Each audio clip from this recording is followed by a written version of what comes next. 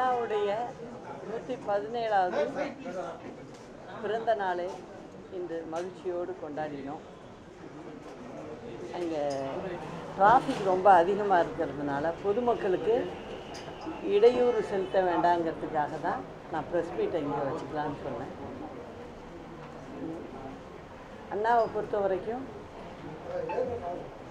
தமிழ்நாட்டில் மக்களுக்காகவே வாழ்ந்தவர்.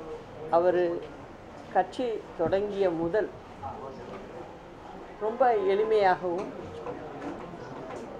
அடித்தட்டு மக்களுக்கு உதவிடும் வகையில் தான் தன்னுடைய ஆட்சி இருக்கணும் அப்படின்னு சொல்லி தான் 1967 ஆட்சிக்கு வந்தாங்க. அப்போ ஒரு தேர்தல் பரப்புரையில் 3 படி அரிசி அவருடைய லட்சியம், 1 படி அரிசி நிச்சயம் அப்படின்னு சொல்லி தான் மக்கள்கிட்ட வாக்கு சேகரித்தார். வெற்றி பெற்றதும் அண்ணா அவர்கள் மக்களுக்கு 1 படி அரிசி இப்படிதான் கொடுத்தாங்க. அவருடைய எண்ணங்கள் அதை ஈடேற்றதா அவர் உருவாக்கிய கட்சி இல்லை. ஆனால் அண்ணாவுடைய எண்ணங்களை புரட்சித் தலைவர் நிறைவேற்றினார். அதே போல் புரட்சித் தலைவி அம்மா அவர்களும் நிறைவேற்றினாங்க. இப்போது சென்னையில் போய் சிலைக்கு மரியாதை செலுத்திட்டு வந்த இடம் பார்த்திங்கன்னா 1967 அண்ணா முதலமைச்சர் ஆனோன்னா எல்லாரும் அண்ணாவுக்கு செலவைக்கணும் அப்படின்னு கேட்டாங்க. அவர் தன்னுடைய சிலையை வைக்க வேண்டாம் அப்படின்னு எல்லார்ட்டையும் எடுத்து சொல்லியிருக்காரு. ஆனால் புரட்சித் தலைவர் போய் கேட்கும்போது அவரால் அதை தவிர்க்க முடியலை. இல்லைன்னா உங்களுக்கு சிலை அமைச்சே ஆகணும் அப்படின்னு கேட்டார். அப்போ அரசாங்க செலவில் அமைக்கக்கூடாது அப்படின்னு சொன்னார். நானே செய்கிறேன்னா அப்படின்னு சொல்லி தான் அந்த சிலையை உருவாக்கும்போது அங்கு சில திருத்தங்கள் எப்படி செய்யணும் என்னன்னு சிலை செய்பவர்கிட்ட போய் அண்ணாவே முதலமைச்சராக இருந்தபோது போய் பக்கத்தில் இருந்து செஞ்ச சிலை தான் அது. இன்றைக்கி தமிழ்நாட்டில் இருக்கிற அண்ணா சிலையில் பார்த்திங்கன்னா அண்ணாவே போய் இருந்து பார்த்து வடிவமைச்ச சிலை அண்ணா இருக்கும்போதே மவுண்ட் ரோடில் வைக்கப்பட்டது. அதுக்கு ஒரு தனி சிறப்பு உண்டு. புரட்சித் தலைவரும் அம்மாவும் சரி அவர் வழியிலேருந்து கொஞ்சம் கூட தவறலை. அவரை பொறுத்த வரைக்கும் புரட்சித் தலைவர்கிட்ட பேசும்போது இந்த ஏழை மக்களை விட்டுறக்கூடாதுப்பா அப்படி தான் சொல்லுவாராம். அதை நிச்சயம் அண்ணா நிறைவேற்றுவார்னு தான் இருந்தோம். படிப்படியாக அவருக்கு உடல்நிலை சரியில்லாமல் போனதுனால அவருக்கு பின்னாடி திராவிட முன்னேற்றத்துக்கு கழகத்தில் எவ்வளவோ பிரச்சனைகள் புரட்சி தலைவரை வெளியில் தள்ளி விட்டாங்க கட்சியிலேருந்து. அதன் பிறகு புரட்சி தலைவரை கழக தொண்டர்கள் அவருடைய வேண்டப்பட்டவர்கள் எல்லாருமே போய் நீங்கள் கட்சி ஆரம்பித்தே ஆகணும்னு சொன்னதும் அண்ணாவையே அந்த கொடியில் வச்சு அண்ணாவுடைய பேரே வைத்து தான் புரட்சி தலைவர் அந்த கட்சியை ஆரம்பித்தார். புரட்சி தலைவர் 1980 அண்ணாவுடைய வீட்டை அரசுக்கு வழங்கினார். அதே போல் 1995 புரட்சி தலைவி அம்மா அவர்கள் அவருடைய புத்தக படைப்புகளை எல்லாத்தையும் அரசுடைமை ஆக்கி அண்ணாவின் மனைவியிடம் 75 லட்சம் ரூபாய்க்கான காசோலையை வழங்கினாங்க. நல்லா கவனிச்சிங்கன்னா எல்லாம் அண்ணா அண்ணான்னு சொல்லுவாங்க. ஆனால் இந்த 2 விஷயத்தை விஷயத்தையும் செஞ்சது வந்து அனைத்து இந்திய அண்ணா திராவிட முன்னேற்ற கழகம் தான். ஒன்று வந்து புரட்சி தலைவர் செஞ்சார், அடுத்ததும் வந்து அம்மா தான் செஞ்சாங்க. இதை வந்து இந்த காலத்து பிள்ளைகளுக்கு வந்து இது தெரியணும் அப்படிங்கிறதுக்காக தான் இதை நான் வந்து சொல்கிறேன்.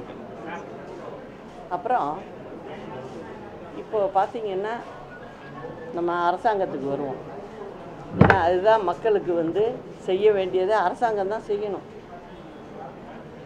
அரசாங்கம் என்ன பண்ணுது அப்படின்னு பார்த்தீங்கன்னா, ஃபுல்லாக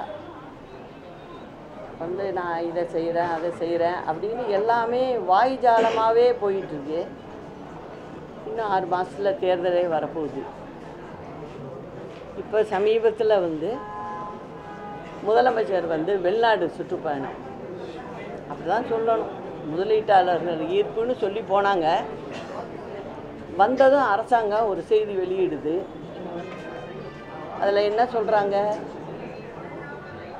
15,515 கோடிக்கு உரிய முதலீடுகளை இங்கே தமிழ்நாட்டுக்கு கொண்டு வந்திருக்கோம் அப்படிங்கிறத அரசாணையே வெளியிட்டிருக்காங்க. அது மட்டும் இல்லை, 17,000 பேருக்கு வேலை வாய்ப்புகள் இதன் மூலம் கிடைக்கும் அப்படின்னு சொல்லியிருக்காங்க. எனக்கு தெரிஞ்ச வகையில் நான் தெரிஞ்சுக்கிட்டது என்னென்னா, கிட்டத்தட்ட இப்போ அவர் சுற்றுப்பயணம் முடித்து வரும்போது 89% ஏற்கனவே இங்கே நடந்துக்கிட்டு இருக்கிற தொழிற்சாலைகளின் விரிவாக்கத்திற்காக வந்திருக்கு. 10% தான் இப்போ அவர் போனதில்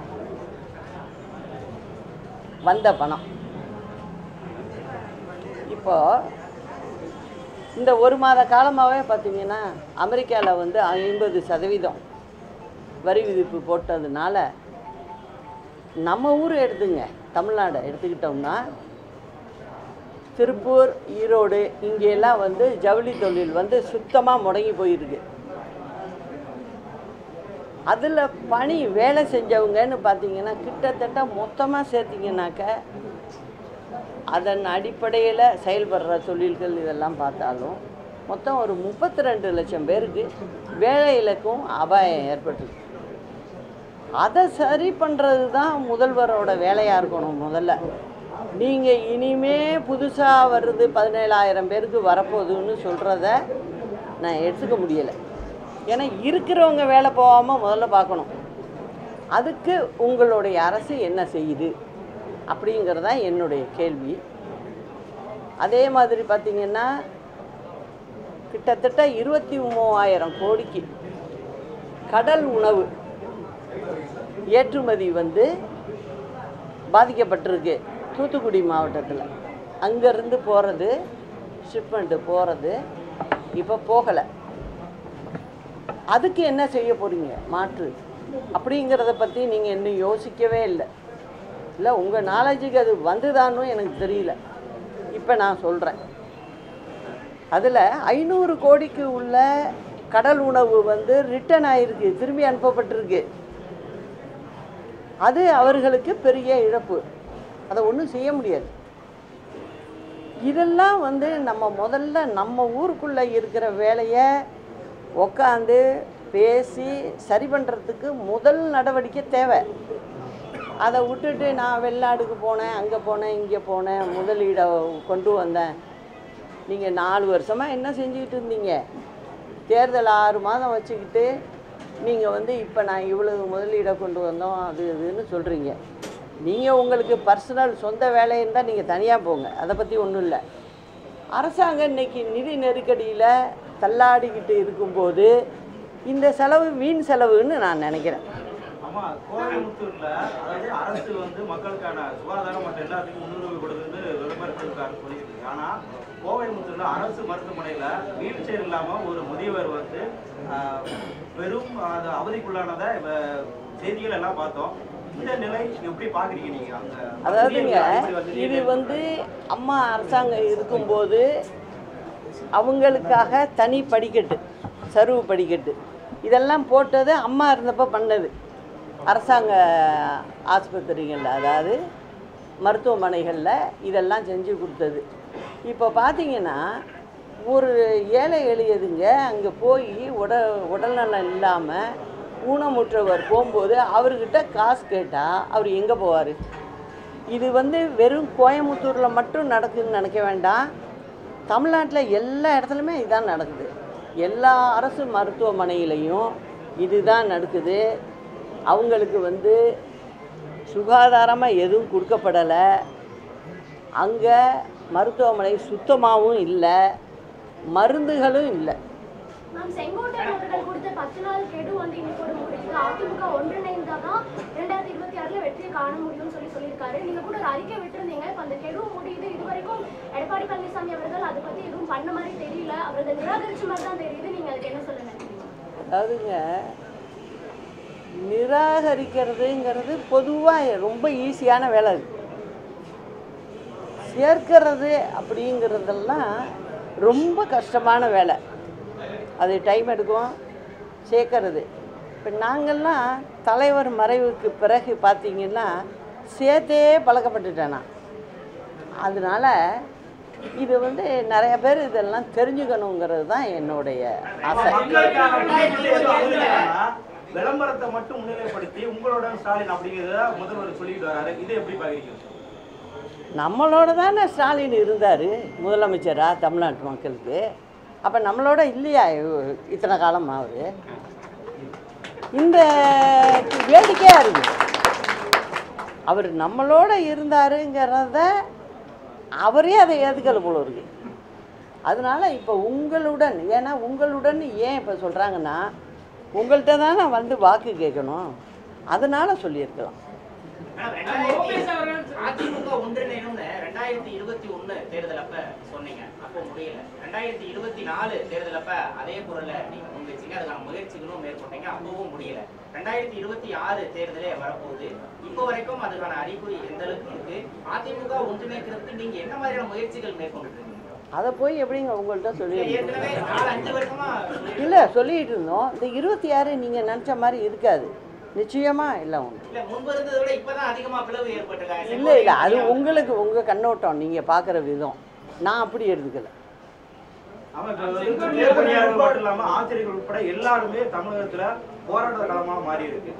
இந்த தமிழக அரசு எதுவுமே செய்யாம இப்படி போராட்டத்தில் ஈடுபட்டிருக்காங்க. இந்த மக்களை வாக்களித்த மக்கள் இப்படி ஒரு அவதிக்குள்ளான நிலைமை பார்க்குறாங்க. நீங்க எப்படி பாக்குறீங்க? ஏங்க, அவங்களுக்கு வாக்களிக்க மக்களை பற்றி பேச்சு இல்லை. அவங்கள பொறுத்த வரைக்கும் விளம்பரம் வாயிலாகவே அவங்க அரசாங்கத்தை நடத்திக்கிட்டு இருக்காங்க. ஸ்டில்லு இப்போ வரைக்கும் அதான், நாளைக்கும் அதுதான். அவங்க மக்களை எல்லாம் பார்க்கல, அது அவங்களுக்கே தெரியுது. அதை பற்றி அவங்க கவலைப்படல.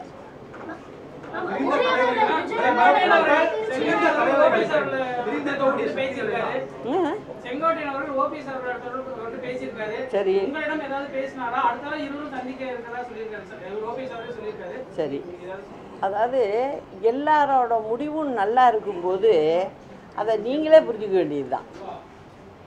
எல்லாரும் என்ன சொல்கிறாங்க, எங்கள் கட்சியினுடைய அடிப்படையில் இருக்காங்கல்ல, அவங்களோட எல்லாம் என்னவாக இருக்குது, கட்சி ஒன்றா இருக்கணும், அப்போ தான் நம்ம வெற்றி பெற முடியும் அப்படிங்கிறத சொல்கிறாங்கல்ல.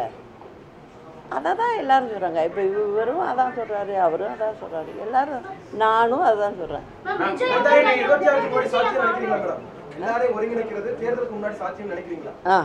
தேர்தலுக்கு முன்னாடி நடந்தால் தானப்பா நல்லது.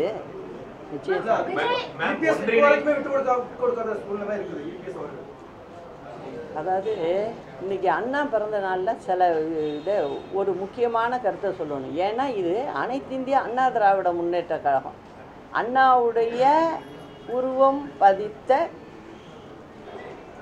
கட்சி கொடி எங்களுது. இன்னைக்கு என்ன சொல்லணும்னா, நிறைய விஷயங்கள் நினச்சிக்கிட்டு இருக்காங்க எல்லாரும், இதெல்லாம் பழமொழி போல இருக்குது அப்படின்னு. அவர் சொன்னார், நடந்தவை நடந்தவையாக இருக்கட்டும், இனி நடப்பவை நல்லவையாக இருக்கட்டும்.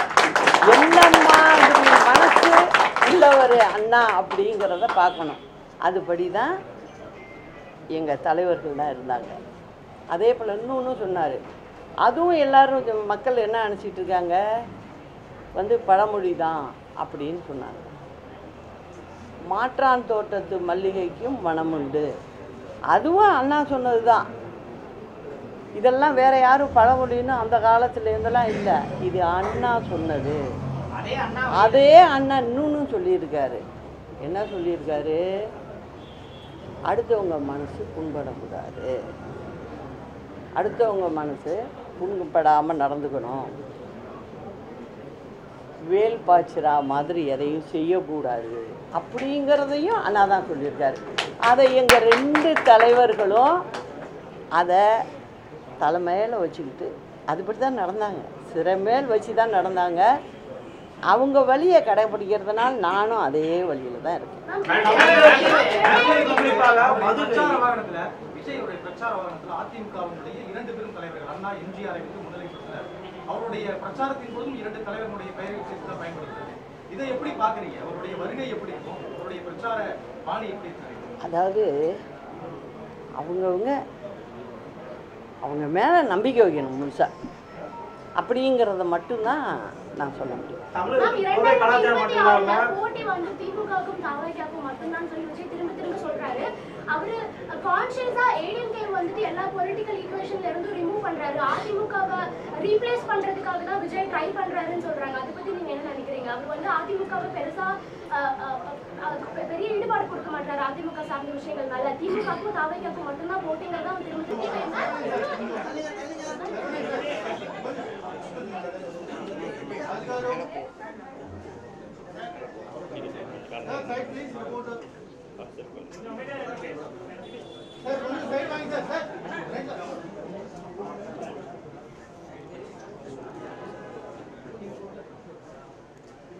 அண்ணாவுடைய 117வது பிறந்த நாளை இன்று மகிழ்ச்சியோடு கொண்டாடினோம். அங்கே டிராஃபிக் ரொம்ப அதிகமாக இருக்கிறதுனால பொதுமக்களுக்கு இடையூறு செலுத்த வேண்டாங்கிறதுக்காக தான் நான் ப்ரெஸ் மீட்டை இங்கே வச்சுக்கலான்னு சொன்னேன். அண்ணாவை பொறுத்த வரைக்கும் தமிழ்நாட்டில் மக்களுக்காகவே வாழ்ந்தவர். அவர் கட்சி தொடங்கிய முதல் ரொம்ப எளிமையாகவும் அடித்தட்டு மக்களுக்கு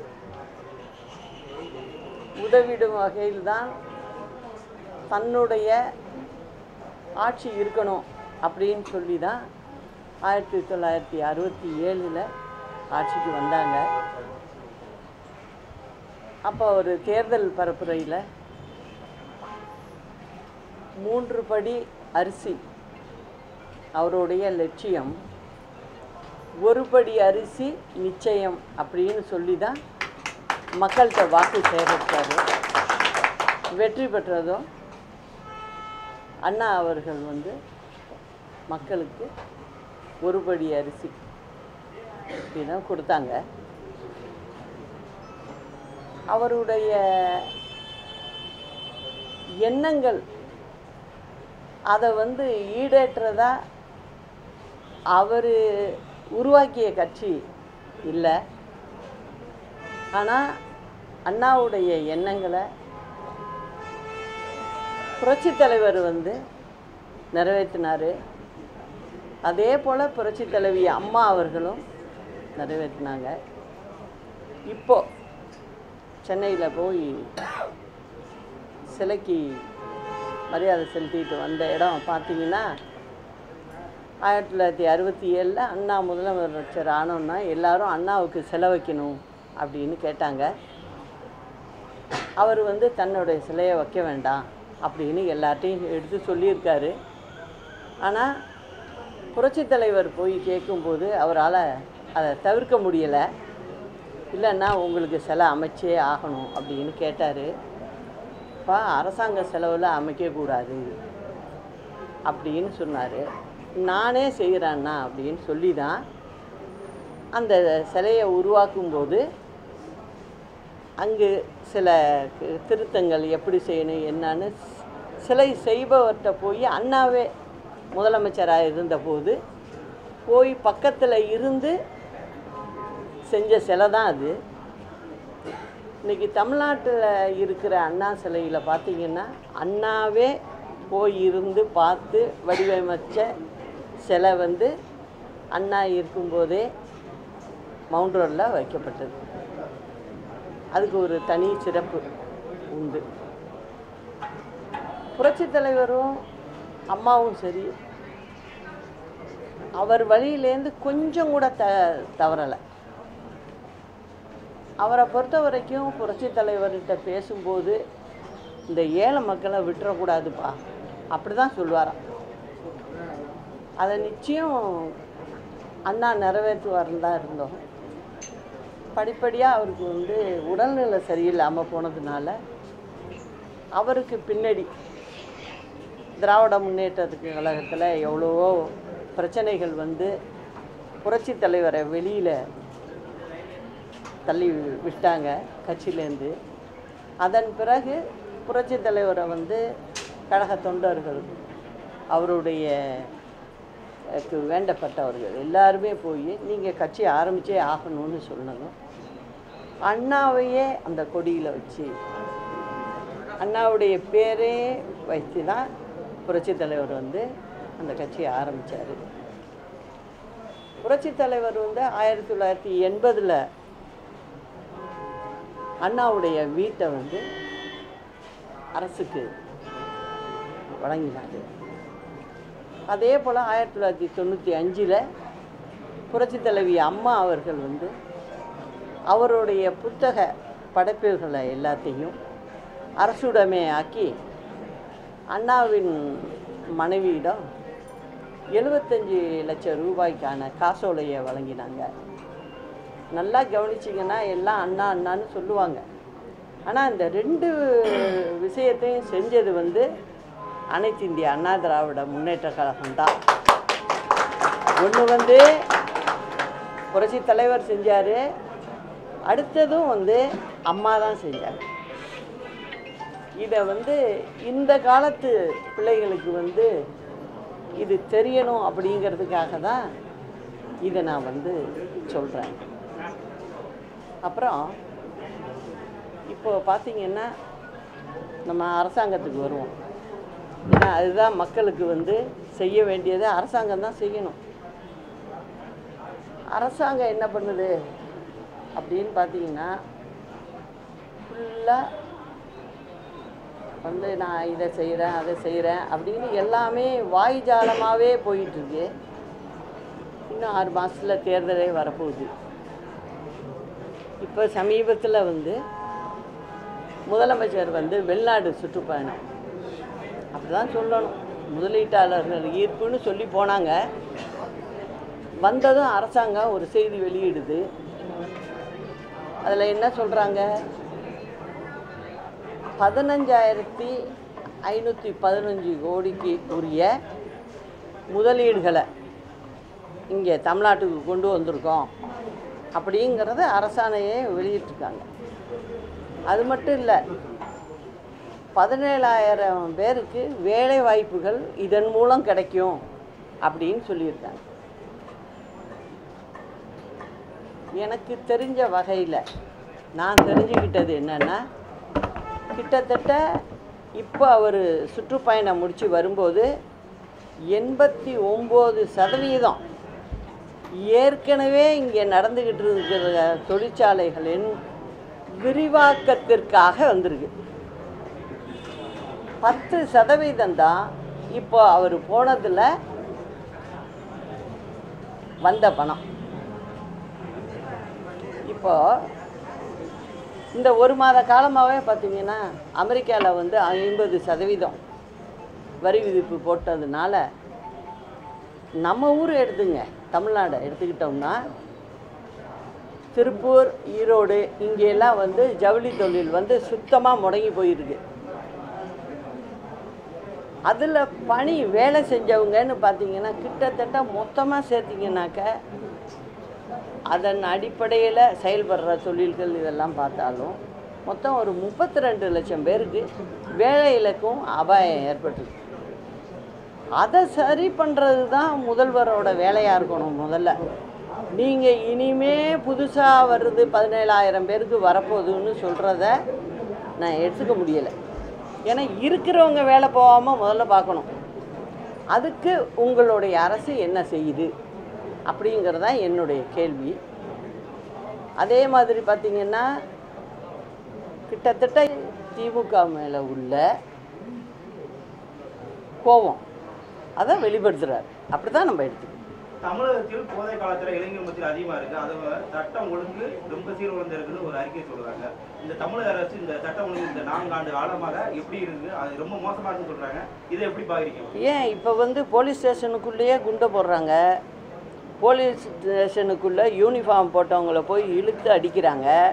இது அடிக்கிறது யாருன்னா திமுககாரவங்க. அப்படி இருக்கும்போது நீங்கள் சட்டம் ஒழுங்க வச்சுருக்கிற முதலமைச்சர் எப்படி கட்டுக்குள்ளே கொண்டு வர முடியும்? இதை நிச்சயமாக முடியாது அவரால்.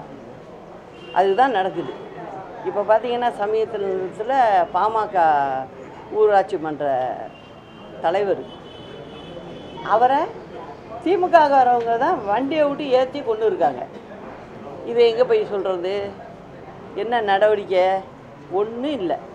இது தமிழ்நாட்டு மக்கள் புரிஞ்சுக்கிட்டு அதுக்கு தகுந்தாப்புல செயல்படணுங்கிறது தான் நான் ஆரம்பத்துலேருந்து திரும்ப சொல்கிறேன். வெளிநாட்டு பயணம் சம்பந்தமா பேசியிருந்தீங்க. சட்டம் ஒழுங்கு சரியில்லை, மருத்துவமனைகள்லையும் ஒன்றும் இல்லை. 200 தொகுதிகளில் வெற்றி பெற்று மறுபடியும் ஆட்சி அமைப்போம் நம்பிக்கையாக சொல்றாரு. அதை எப்படி பார்க்குறீங்க? அவர் நம்பிக்கையாக சொல்கிறாருன்னா மக்களை அந்த அளவுக்கு முட்டாள்களாக நினச்சிக்கிட்டு இருக்காங்க. அதுதான் தெரியுது. மக்கள்கள் விழிப்போடு இருக்காங்க. அது மாதிரி நடக்கிறதுக்கு சான்ஸே இல்லை. ஏன்னா அமைக்கிறதுக்கு வாய்ப்பு இருக்குன்னு நீங்கள் நினைக்கிறீங்களாமா? ஏற்கனவே மக்கள் நல கூட்டணின்னு ஒன்று அமைச்சது, அது மாதிரி 3வது அணி அமைகிறதுக்கு தமிழகத்தில் வாய்ப்பு இருக்கா? அதாவது என்னை பொறுத்த வரைக்கும் திமுகவை இந்த ஆட்சிக்கு ஒரு முடிவு கட்டுறது தான் எங்களோட வேலை. அதுக்கு உண்டான பண்ணிது தான் குறிப்பாக என்னுடைய செயல்பாடு இருக்கும். தமிழ்நாட்டில் கூட்டணி ஆட்சி சாத்தியமா? ஒரு குரல் எழுந்திருக்கு, கூட்டணியில் ஆட்சியில் பங்கு. தமிழ்நாட்டில் மக்கள் கூட்டணி ஆட்சியை எப்போவுமே விரும்ப மாட்டாங்க. அது யதார்த்தமாக காலகாலமாக நடக்கிறது. அதுதான் உண்மை. இப்போ நெல் கொள்முதலுக்கு போதுமான இடவசதி எதுவுமே இல்லை. அதே மாதிரி இல்லை. விருத்தாச்சலம் 20,000 நெல் மூட்டைகள் நாசமாக போயிருக்கு. தமிழ்நாடு தமிழ்நாடு முழுவதும் இதே நிலைமை தான். இவங்க இதை பண்ணுறேன் அதை பண்ணுறேன்னு சொல்கிறாங்க. விவசாயிகளை பற்றி சுத்தமாக நினைக்கல அவங்க. ஏன் அவங்களுக்குன்னு குடோன் கட்டுறதுக்கு அவங்களுக்கே கடன் உதவி பண்ணலாம். அங்கேயே ஒரு கூட்டுறவு தான் மக்களையே ஒன்று சேர்த்து செய்யலாம். அதெல்லாம் செய்யறதுக்கு இவங்களுக்கு தெரியவும் இல்லை, அந்த யோசனையும் இல்லை. அவங்க என்ன நினைக்கிறாங்க, ஒன்று நம்பி இருக்கிறது இது மட்டும்தான், விளம்பரம் மட்டும்தான். இன்னும் ஏற்கனவே வேலை செய்யலை. நான் ஆரம்பத்தில் சொல்லிக்கிட்டு இருக்கேன். இப்போ 3-4 மாதமும் பாருங்கள் அப்படி தான் போகும். ஏற்கனவே அவங்க சொன்னது, அவங்க நிதியமைச்சர் இப்போ சொல்கிறாரு. என்ன சொல்கிறாரு? நாங்கள் 505 வாக்குறுதிகள் கொடுத்தோம், அதில் 364 நாங்கள் செயல்படுத்திக்கிட்டு இருக்கோம். படிச்சிட்டோன்னு சொல்லலை, படிச்சுக்கிட்டு இருக்கோம் அப்படிங்கிறாரு. அப்புறம் என்ன சொல்கிறாரு? 37 திட்டங்களுக்கு மத்திய அரசனுடைய உதவியை நாடி இருக்கோங்கிறாங்க. நான் என்ன சொல்கிறேன், திமுக கட்சியினுடைய தேர்தல் அறிக்கையில் நீங்கள் 505 வாக்குறுதியில் கொடுக்குறீங்க. அதில் எதுக்கு போய் நீங்கள் அனாவசியமாக இப்போ மத்திய அரசு இழுக்கிறீங்க? நம்மளால் முழுமையாக செய்ய முடியும் இதை அப்படிங்கிறத மட்டும்தானே நீங்கள் தேர்தல் அறிக்கையில் கொடுத்துருக்கணும். அதை கொடுக்காம ஒரு கம்ப்ளைண்ட் மாதிரி நீங்கள் சொல்கிறீங்க. அது எப்படி ஏற்றுக்க முடியும்? நீங்கள் வெற்றி பெறதுக்கு நீங்கள் கொடுத்த தேர்தல் அறிக்கையில் மத்திய அரசை அனாவசியமாக ஏன் இழுக்கிறீங்க? மத்திய அரசுக்கிட்ட கேட்க முடியாத? ஒரு ஸ்டேட்டுக்கு அவங்க செய்ய முடியாதுல்ல. இந்தியாவில் உள்ள அத்தனை ஸ்டேட்டுக்கும் ஒன்றா தான் ஒரு திட்டங்களை பிரித்து கொடுப்பாங்களே ஒழிய, நீங்கள் உங்கள் இஷ்டத்துக்கு நம்ம தமிழ்நாட்டு மக்களை ஏமாத்துறதுக்காக நீங்கள் செய்ய முடியாததெல்லாம் நான் செய்வேன்னு சொல்லி கொடுத்துட்டீங்க. திருப்பி என்ன சொல்கிறாரு அந்த நிதியமைச்சர்? நாங்கள் கொடுத்ததில் 64 திட்டங்கள் எங்களால் செயல்படுத்த முடியாது அப்படிங்கிறாரு. செயல்படுத்த முடியாததை எல்லாம் எதுக்கு நீங்கள் கொடுத்தீங்க? அப்போ உங்களுடைய முழு மூச்சாக உங்களுடைய எண்ணம் இதில் இருந்திருக்கு. நீங்கள் வந்து மக்களை ஏமாற்றணும், ஏமாற்றி இப்போதைக்கு வாக்கை வாங்கிட்டு வெற்றி பெற்று வந்துடணும். அப்புறம் இயற்கை வளம் இதெல்லாம் சூறாடுறதுக்காகவே நம்ம பதவிக்கு வரணும்னு நினச்சி வர்றவங்கள நீங்கள் என்ன செய்ய முடியும்? அதில் இன்னொன்று சொல்கிறாரு, 37 திட்டங்களுக்கு ப்ராசஸ் நடந்துக்கிட்டு இருக்கு அப்படிங்கிறாரு. இப்போ நீங்கள் தான் இப்போ ஆட்சி பண்ணுறீங்க, நீங்களே கைப்பட எழுதி கொடுத்துருக்கீங்க, அப்போ நீங்கள் தானே செய்யணும். இன்னொருத்தவங்கன்னா என்ன பண்ணுவாங்க, வர தேர்தல் வருது, நம்ம மக்களுக்கு சொன்னதை எல்லாத்தையும் செஞ்சு முடிச்சுட்டு மேடையில் அதை சொல்லணும் நின்று அப்படின்னு சொல்லணுங்க. அது மாதிரி சூழ்நிலையே இல்லையே. செய்ய முடியாதெல்லாம் சொல்கிறது தானே திமுகவோட வேலையே. அதிமுக ஒன்றிணைய நினைக்கக்கூடிய எல்லா தலைவர்களுமே டெல்லி சென்று பாஜக தலைவர்களாக மாத்துறாங்க. பாஜக தயவு தேவைப்படுது அதிமுக ஒன்றிணைது. அப்படியெல்லாம் ஒன்றும் இல்லைங்க. நீங்கள் வந்து அப்படி கொண்டுட்டு போயிடுறீங்க பத்திரிகையில். தொடர்ந்து செய்யற விமர்சனம் அதிமுகவோட உள் விவகாரங்கள்ல பாஜக தலையிடுறது அப்படின்றதுதான் வந்து எதிர்கட்சிகள் தொடர்ந்து வைக்கிறது. குறிப்பா அவங்க அமித்ஷா போய் பாக்குறாங்க அதிமுக இருக்க பிரச்சனைக்கு. நான் ஒன்னேன்னு சொல்லட்டான், திமுக காரங்க பார்க்கறதே இல்லைன்னு நினச்சிட்டு இருக்கீங்களா நீங்கள்? அவங்க கட்சி பிரச்சனைக்காக போறது இல்லை அது இப்போ சொன்னது, நீங்கள் சொன்னது கரெக்டு. அவங்க வந்து கட்சி பிரச்சனைக்காக போகிறதில்ல, அவங்களுடைய சொந்த பிரச்சனைக்காக போகிறாங்க. அது உண்மை.